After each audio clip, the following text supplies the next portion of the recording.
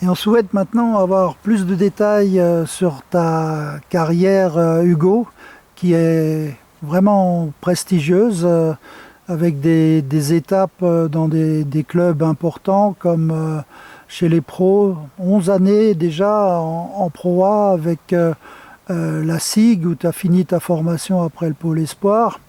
Le Havre, Nanterre 4 ans et maintenant 3 ans à Limoges. C'est un parcours remarquable et on y reviendra.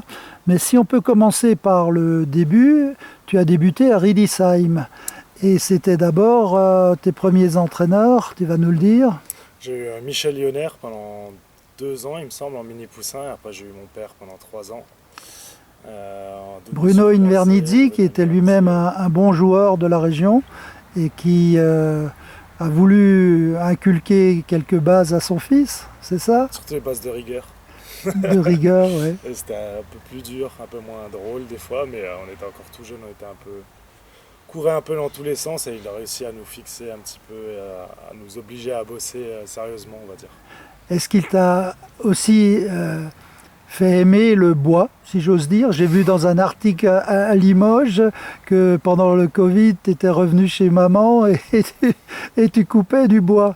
Ça, Ouais, c'est Bruno qui te l'a transmis. Oui, il nous emmenait beaucoup moins, un peu moins que mon frère, mais il nous emmenait souvent en forêt ou bosser avec lui. Donc au fur et à mesure, au début, quand on est jeune, on n'aime pas trop bosser, on préfère aller jouer avec les potes que bosser. En fait, quand on grandit, on remarque que quand on a un peu de temps, c'est toujours agréable de passer du temps dans la nature ou d'être dehors et de bosser un petit peu physiquement, de se dépenser pendant quelques jours. Donc quand je reviens et que j'ai le temps, j'hésite pas. Ton frère Julien, qui est basketteur aussi, que j'ai coaché une année à Pfastat, et qui est parti sur Strasbourg pour se rapprocher de ses activités. Voilà, et qui était un bon joueur, qui avait encore plus de qualité athlétique que toi. Il était bondissant, costaud, bondissant, et sans doute la relation de cause à effet est claire, moins adroit que toi aussi. Voilà, mais on salue Julien au passage. Et donc, c'est à partir de Benjamin que c'est ta maman qui t'entraîne à Riedisheim? Moi j'étais surclassé, mais la première année Benjamin du groupe qu'on avait depuis longtemps, ma maman qui est venue nous coacher. Elle nous coachait déjà de temps en temps le soir quand mon père n'était pas là, mais elle nous a coaché pendant 4 ans, je dirais, à Riedisheim.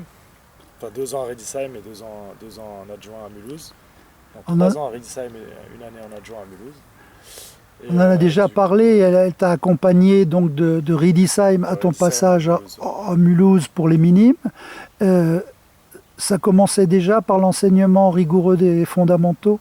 Oui, toujours. Elle faisait toujours les exercices de fondamentaux à tous les entraînements. On faisait au moins une demi-heure au début de chaque entraînement et je pense qu'on a eu de la chance d'avoir à faire ça à chaque fois. Oui, c'est une grande chance. Hein. Parfois, ceux que tu coaches ne s'en rendent pas compte de cette chance-là. Les pianistes, ils ont compris qu'il faut faire des gammes. Et toi, tu les enseignes tellement bien, Annick, qu'il n'y a pas d'erreur.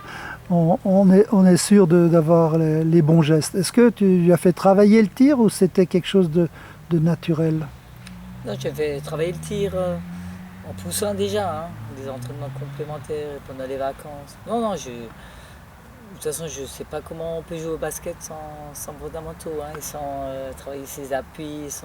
Après, évidemment, le fait qu'il soit devenu bon shooter, c'est lui. Et c'est ses propres qualités qui font... Mais au départ, il faut les bons gestes. Oui. Et ensuite, le travail. Et là, quand tu aimes ça, tu vas sur un panier et tu fais tes séances de tir. Tu te rends compte que tu es dans une lignée de très, très grands shooters à Mulhouse. Des gens qui t'ont précédé et qui ont gagné des trophées du joueur le plus adroit du championnat, comme mon frère par exemple. Oui, on m'en a beaucoup parlé. Après, moi j'étais un peu jeune pour avoir vu cette période, mais heureusement j'ai eu la période où c'était un peu plus le trou pour Mulhouse de première division. Mais on sait qu'à Mulhouse il y a toujours eu des très bons shooters et je suis content d'en faire partie. Oui, il y a eu toute une série et ce sera une rubrique dans notre livre. À savoir si c'est l'eau de la Dolère qu'on boit à Mulhouse, la rivière du coin, qui fait que J'avais parlé à un agent yougoslave, il me disait en Yougoslavie il y a aussi un village où c'est tous des shooters, on ne sait pas pourquoi. Et ben Mulhouse, et on en est fiers, rentre dans cette catégorie. D'ailleurs, on va revenir sur ton parcours chez les pros en passant par le Pôle France lorsque tu as quitté Mulhouse, première année cadet. Ouais, à la fin de mes 2 années minimes, je suis allé au Pôle France qui s'appelait INSEP, centre fédéral, quand j'y suis allé, pour finir en fait la formation pendant les 3 ans de cadet. J'ai joué 2 ans en N1 et 1 an en cadet France là-bas.